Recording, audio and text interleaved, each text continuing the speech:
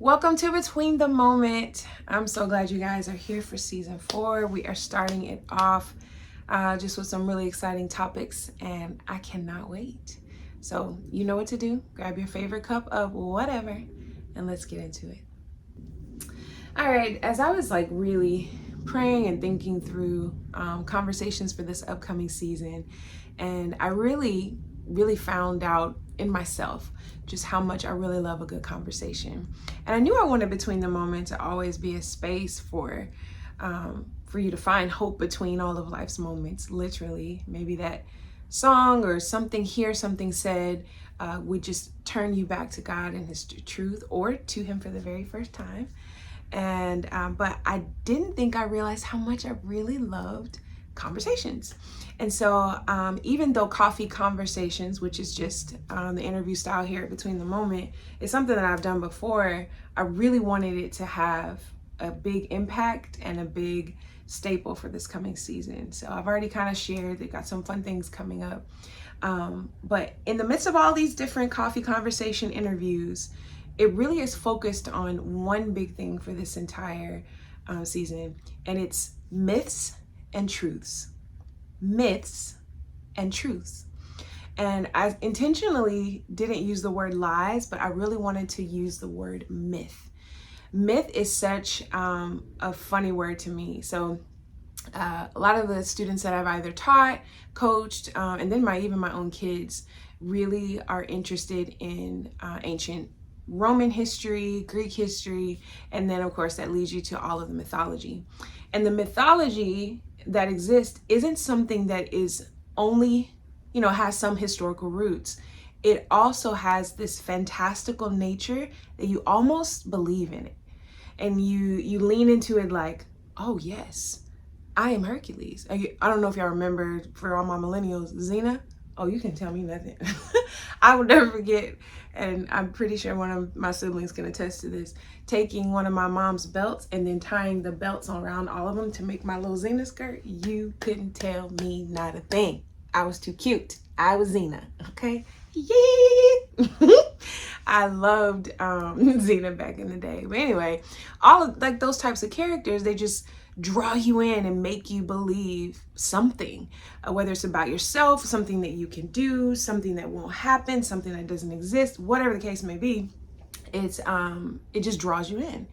And that's what I feel like lies can do and really are designed to do.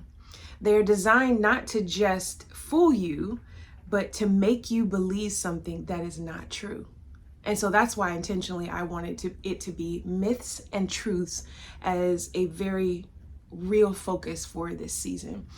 And that's a big thing. To be able to look at your life and our lives introspectively, and then being able to look at the sphere of people around you. So if you're a mom, a coach, or anybody you touch, you're a boss or you're a coworker, it doesn't matter what you do, there is a sphere of influence, a circle, excuse my Lion King reference, a circle of life. But I don't mean life to death. It just means that the people that you're around, and you impact them one way or another. And no matter who you are, you have a sphere of influence. The people that you do life on life with, whether you're a boss, co-worker, teacher, parent, all the things. And how you function in what you believe about yourself and the world around you is a big deal. Everyone who's a grown-up pretty much is like, well, duh. And everyone who's not a grown-up is pretty much like, well, duh. If I really believe I can fly, there are some things that I will try at different heights that someone else who does not believe that will not try. And it's very apparent where I am convinced of something. And so for this season, I wanted to look at myths and truths and to start to look at what definitions do we function with, where we're like, no. I do affirm that this is true, but I function like it's not. My husband calls it this functional definitions. So I can define something one way, but I'm functioning like it's not. That's more of what I'm getting at. And the challenge with that is, if myths are lies that have convinced us that they're true, it's really hard to differentiate it. It's really hard to see what really is a lie, what really is a myth, what is not true. So here's an example. My son came to me. He's so sweet. He said, "Mom, let me tell you something." And I was like, "Okay, what's going on?" This was after school. I came to pick him up. And he was like, "Mom, did you know that ducks can fly?" And I was like, "Yes, son." I do know that ducks can fly. Like, where is this coming from? And so he proceeds to tell me about these ducks, that on the way to the car, there's a group of ducks that are always near our car. And the ducks recently had, their eggs hatched, and they had these little ducklings walking around. And my kids, they love nature, all of them. They love it since they were little and even to now. Just how it moves, how it explores, the cycles. Science has always been something that just kind of animates him. So he's telling me, like, "Mom, I always go and talk to the ducks, or, feed them, whatever leftover crackers, whatever I have in my lunch."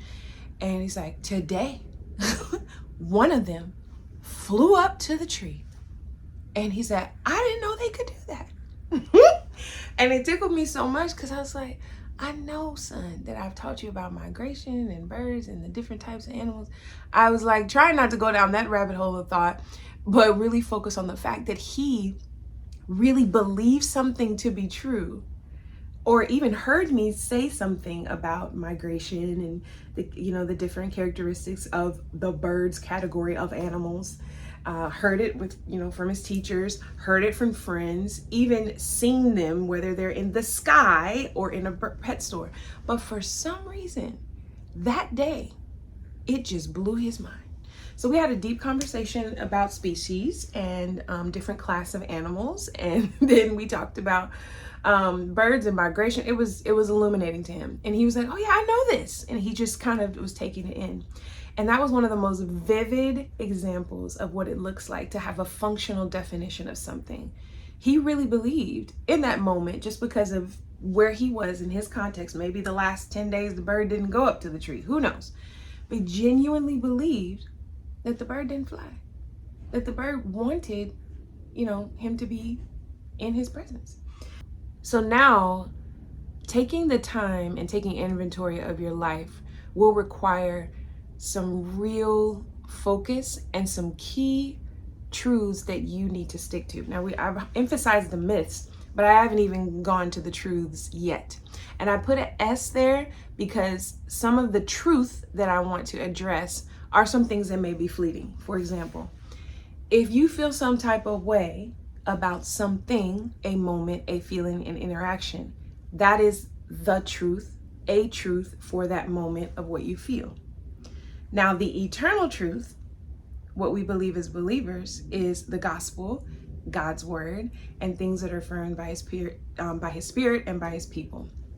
So that is a delineation. I'm not saying that there's multiple types of truths for you to believe about God or about the world from that vantage point. It's more so focusing on, sometimes the truth is I feel away, or I am upset, or I am hurt, or I am confused, or I really have a lot of doubt with whoever about whatever. But the ultimate truth guides the truth of the moment so that you can even further combat the lies and the myths. And don't let your brain explode. It's okay. I'm going to repeat all of that. Taking inventory of your life will require you to know God's truth. That's what I'm getting at. To know God's truth, it will even illuminate what you're feeling and thinking that may not align with Him. That it'll help you start to weed it out in a different way. It does not mean that it trumps God's truth, but it is something that you need to acknowledge. I think what I've seen, especially within church, I'm a pastor's wife. I'm a believer. I attend my church, and I live on earth.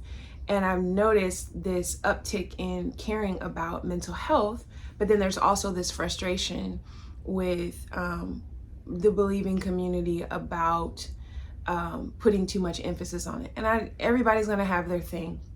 I understand that. But what I want to see more of is the celebration of actually identifying that mental and emotional health are big deals for the believer and for every person.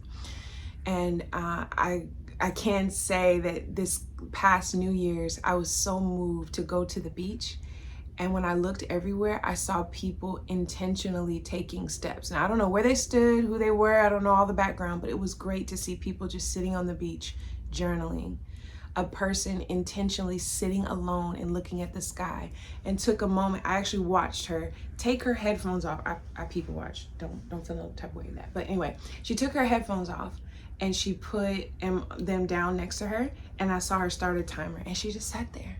She just sat there. And then by the time I looked up, she moved her timer and then she put her headphones back in. And I was so encouraged by that. I'm like, wow, what a beautiful thing to have in this generation, such a value and a focus on growing in our mental and emotional health. So that is a gift. Yet and still, that gift of focusing on that has to be bolstered by God's truth. Mark 12:30 says, love the Lord your God with all your heart, soul, mind, and strength.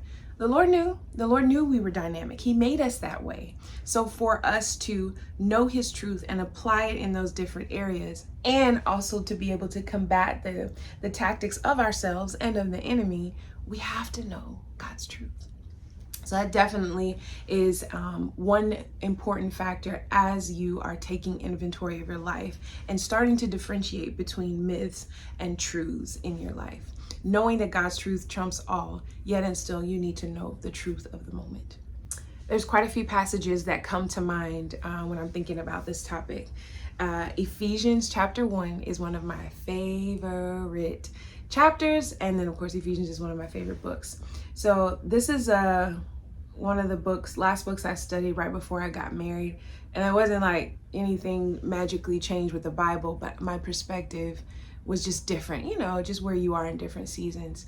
And I was so enamored with how God had just intricately defined who we are in how he just made us, and then what that means in our redemption in him. That, I don't know, it was just such a sweet time of digging into that. So Ephesians chapter 1, Paul is laying it out. He's like, this is what you have. This is how you have it. This is what you have. This is who you are in him, according to. It's like the most glorious run-on sentence ever in Ephesians chapter 1. And he's just lavishing it on us of who we are, and because of what Christ has done. And I love it. And of course, chapter 2 is where he starts to say, do not forget, and you were dead in your transgressions,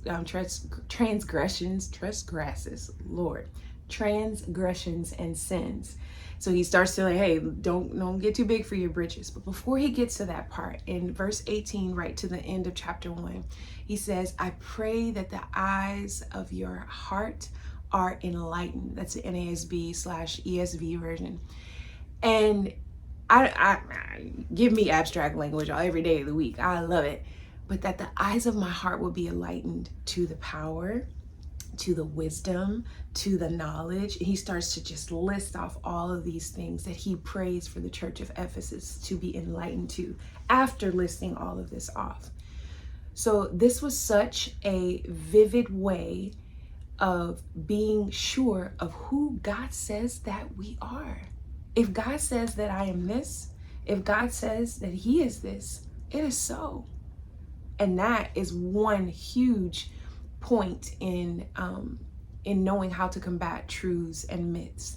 If I can know who I am in light of who God is, my heart is that much freer. Another passage that I love is 1 Peter chapter 5.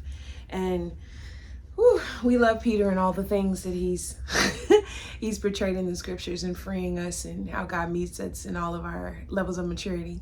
But in chapter 5, Peter is talking about the elders, or talking to the elders regarding the flock. But I think it's really applicable for us as women in the worlds that we inhabit and the places that we influence. And verse 6 is, humble yourselves therefore under God's mighty hand, that he may lift you up in due time. And I love verse 7, cast all your anxiety on him, for he cares for you. But then when he goes to verse 8, he starts to talk about the enemy. Be alert, be watchful, or in this version it says, of sober mind. Your enemy, the devil, prowls around like a roaring lion looking for someone to devour. So prowling and roaring, like there's sneaky intentions, there's intimidations, like you can use your holy imagination for all of that. But then right after that verse, he gives instructions. Verse 9, resist him, standing firm in your faith, because you know that the family of believers throughout the world is undergoing the same type of sufferings. This whole passage is just dripping with instruction on how to regard yourself to one another, and then how to be on guard for what may come against. And this is still applicable to our topic for this season and for this specific episode, that you would know who God is, know who you are, as stated in Ephesians, and as the eyes of your heart are being enlightened and open, then you that much more can know the tactics of the enemy. And you're like, sir, no, that is not who I am. Sir, no, I may not know all of what that is or what that means, or I may have doubts and struggles. However, that is not who my God is. That is not who I am. I'm unsure of this. I have questions. But there's just some things that he'll be able to anchor you.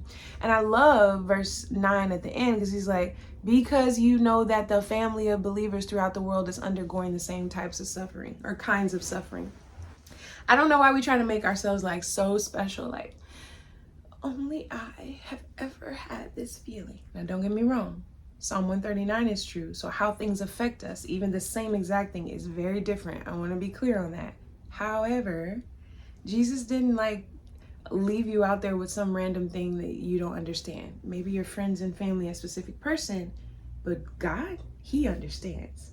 Jesus, he is with you, and he has walked this life knowing the multiplicative of cultures, perspectives, ideas, vantage points, seasons. He knows and he sees, both in his sovereignty and in his own experience. So really the mindful momentum for this episode is really for this entire season. Take inventory. Take inventory of your life and really start. This is not like, okay, damn it, I'm going to do this and in 10 minutes I'll be done. No, it is a constant thing of saying, what is it that I believe? What is it that I know to be a lie? And am I functioning with definitions that make me make these lies myths that I believe in, or make functional definitions of something else that's not true? So if I know that you're all powerful, am I having a functional definition of your provision in a way that doesn't make sense, or that isn't aligned with your word and your character? Maybe I need to look at my emotions.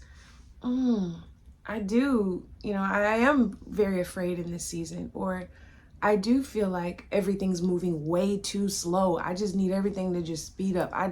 Everybody needs to start moving. That's the truth of this season. So God, what is your truth that needs to weigh in? What lies do I need to cast down?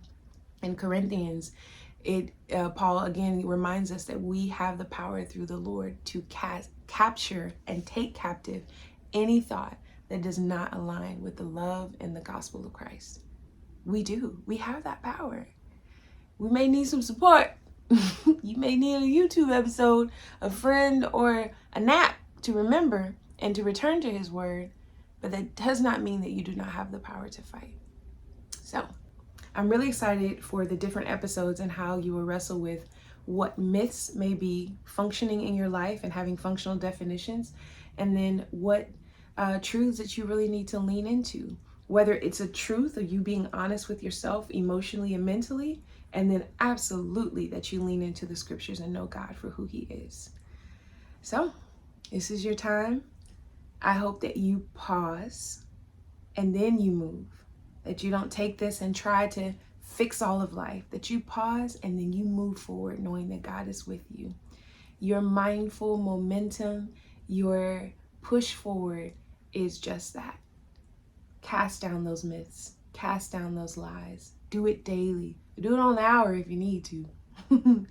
And know that God's truth will stand. I can't wait for next time. Keep looking for hope between all of life's moments. It's there. He's there with you.